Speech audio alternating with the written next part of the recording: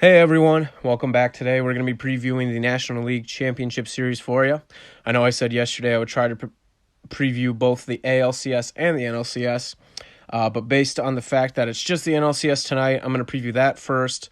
Then tomorrow I'll preview the ALCS for you.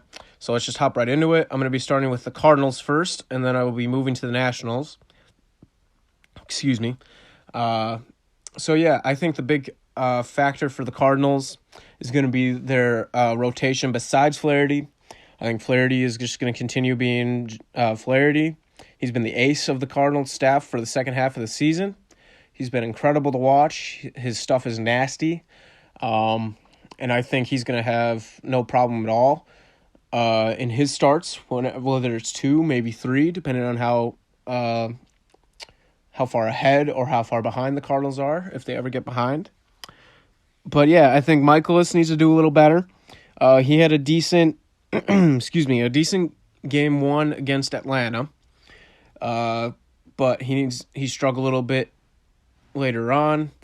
I think Wainwright isn't going to be what he did in game 4, I believe. Or no, game 3. I'm sorry. It was game 3. He had that shutout going, and then when he got pulled out, I don't think that's going to be the case for him in this series.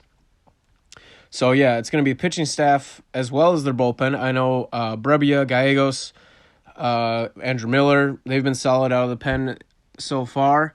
But the one person I'm worried about in the Cardinals bullpen is Carlos Martinez.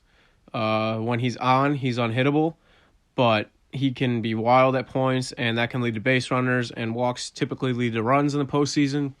And I don't know if he's going to be the guy they want closing out games, especially in a series that eventually can get you into the World Series. I think on the offensive side for the Cardinals, Paul Goldschmidt needs to be good. Ozuna needs to be good. Carpenter needs to be good. I think Colton Wong needs to have a bit of a breakout series here, along with Harrison Bader. Their offense obviously piled on 13 runs against the Braves in Game 5. I just need to see more consistency out of there. Game 1, they scored, I believe it was 7 runs against the Braves. Game 2, I can't remember the score of that game, but I can't remember being a whole lot of runs for them. Game 3, again, didn't score too many runs as well. Game 4, I believe they scored quite a bit of runs. They had the walk-off in the 10th by Molina. I think that's another guy, too, Molina. He's got to be good. Obviously, he's going to be great on the defensive side, but offensively, he needs to have a little bit of a better series, I think, in my opinion. All right, so that's the Cardinals side. Hopefully that was enough analysts for you. I'm trying to be quick here. I don't have a lot of time to edit this, so I'm going to move on to the Nationals here real quick. And we're going to start with their rotation. Scherzer, Corbin, and Strasburg.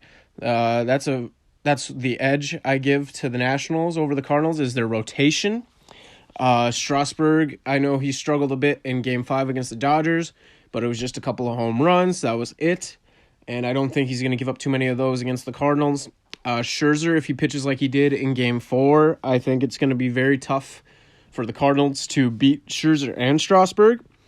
And then Corbin is the X factor for me. He really is. He's kind of been up and down in his appearances in the postseason. Excuse me. But if he is the Patrick Corbin that got them to the wild card in the stretch of September and August, I think the Nationals could be a bit of Nationals could be trouble for the Cardinals. The bullpen is going to be what's going to kill them, and if they do lose this series, I just got to say, their MO has been all year. They have wanted to avoid going into the bullpen during games. It has looked better. It looked better in the division series, so that is a plus.